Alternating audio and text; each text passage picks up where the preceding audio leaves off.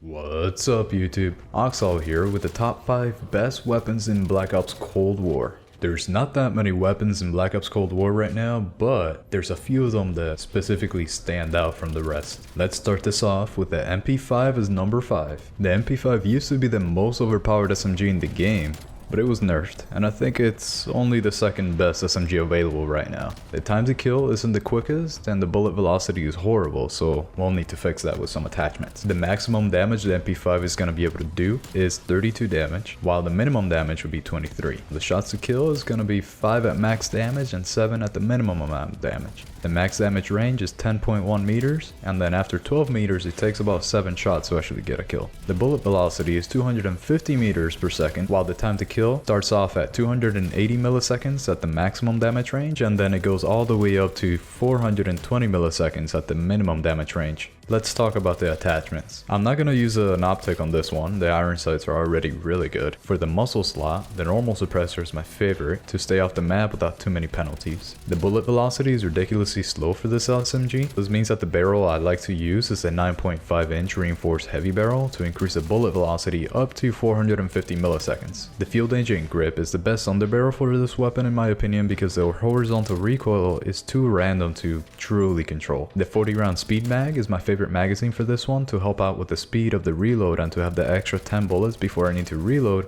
due to the fire rate being as high as it is. Staying mobile is extremely important with this SMG, so we're going to be using the Sasser jungle grip for the handle. This gives us better aim down sight time and flinch resistance while only slightly hurting our sprint to fire time by 12%, which is only 42 milliseconds worse than stock. Let's take a look at number 4, the AK-74U. Currently, this is what I find to be the best SMG in the game. It has a slower fire rate than the MP5, but it has a lower time to kill and amazing default bullet velocity for an SMG. The maximum damage is going to be 38 per bullet. The minimum damage is going to be 27. The shots to kill are going to range from 4 at max damage up to 6 at minimum damage, which is part of the reason why it's better than the MP5. The maximum damage range is 7.6 meters. After 18 meters, it takes 6 shots to kill. The bullet velocity is 500 meters per second, and the time to kill is 258 milliseconds up to 430 milliseconds at the maximum range. Let's take a look at the attachments that I like to put on this thing.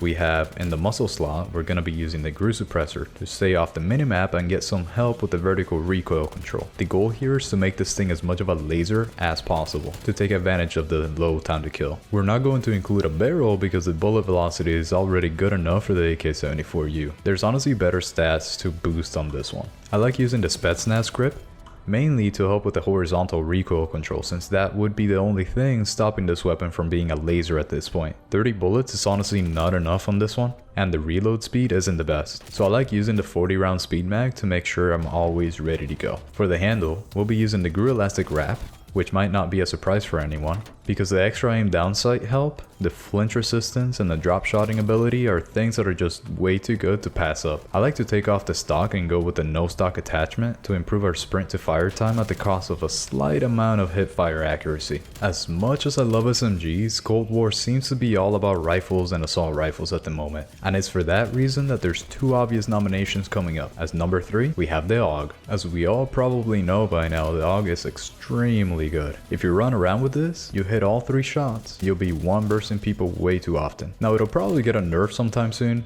but hey, let's use it while we can. The max damage per shot for the AUG is 52 damage, while the minimum damage per shot is 38. This means that your shots to kill are going to be 3 at max damage range and 4 at the minimum damage range.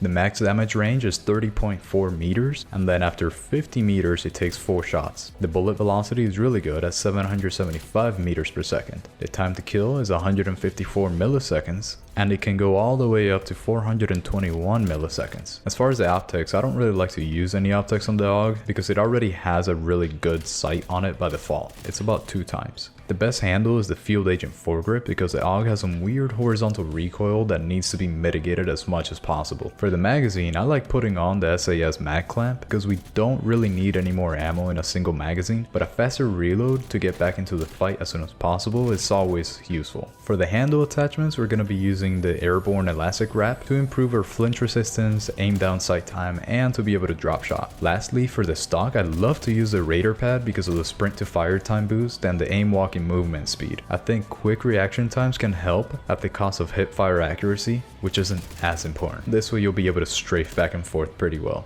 You might have guessed the next one up, which is the M16, another weapon that is pretty overpowered. It'll most likely get nerfed right along with the AUG because the time to kill with them is kinda crazy. The M16 has some really good stats also. The max damage is 50, while the minimum damage is 40 on this one. This means that your shots to kill are gonna fall between the 3 and 4, so 3 at the maximum damage range and 4 at the minimum damage range. The max damage range is 21.5 meters, and then after 38 meters it takes 4 shots to get a kill. The bullet velocity is a little lower than the AUG. It falls at 725 meters per second, which is still pretty good. The time to kill is 132 milliseconds up to 433 milliseconds. Let's move on to the attachments. The M16's iron sights are not my favorite, which means I like to use the Microflex LED sight as it's just an amazing optic. For the barrel, I noticed that the Task Force barrel is dominant when it comes to how many more burst kills I was getting. The rest of the barrels were just not as consistent as this one. The Field Agent grip is my favorite grip due to the horizontal recoil mitigation that is always useful for just about every weapon. I consider the airborne elastic wrap the best handle for the M16, especially with my playstyle. This is for the same reasons why I use it on the AUG. The stats are just too useful. And finally, for the stock, the SAS combat stock is perfect because of the ability to walk quicker while aiming and the small sprint to fire time boost. I don't like to use a radar pad on this one because the M16 is actually useful when hip firing, and the radar pad will get rid of too much hip fire accuracy. We're finally at the number 1 spot, and that goes to the AK-47. The AK-47 is definitely what I would consider the most overpowered gun in the game due to the slow fire rate, yet quick time to kill and almost zero recoil. This means that you don't need perfect aim and it will reward you with a quick kill. Overall, it's a high DPS assault rifle with low fire rate and a good time to kill. The maximum damage for the AK-47 will be 38, while the minimum damage will be 30. It'll take 4 shots to kill at the max damage range, and it'll take 5 shots to kill at the minimum damage range. This maximum damage range is 38.1 meters. Anything over that is 5 shots. The bullet velocity is mediocre, it's 490 meters per second, while the time to kill is 300 milliseconds to 400 milliseconds, which is really good for an assault rifle. The Microflex LED is optional, as you can switch it out for a suppressor if you want to be stealthy, and the iron sights are really good. I just like the Microflex LED because it helps me see the surrounding area easier. I don't use a muzzle unless I'm putting on the suppressor, in which case I take out the Microflex LED and then I put on the suppressor for the muzzle. Otherwise, leave it alone. The barrel will be the 20-inch Liberator because the bullet velocity is very low for the AK, so we want to increase that as much as possible while taking the least downsides as possible. Yet the range is already good enough, so I don't really like using anything that increases the damage range. For the grip, we're going to be using the Spetsnaz grip to help out with the horizontal recoil control. That way we only have to worry about the vertical recoil, which isn't really an issue after putting on all of these attachments. Because of the attachments, the weapon has almost zero recoil. The handle slot will be taken by the GRU elastic wrap. You can probably see that it's a staple in most builds at this point because it's just too good. The aim down sight time improvement, the flinch resistance, and the ability to drop shot are overwhelmingly good compared to its cons. And lastly, for the stock, I like using the KGB skeletal stock because it gives back any of those stats that we took out regarding the sprint to fire time and the aim walking movement speed. Being able to strafe back and forth while shooting will only really help. If you've made it this far, you're awesome. Drop a like and subscribe if you haven't already, and enjoy these builds. Owl out.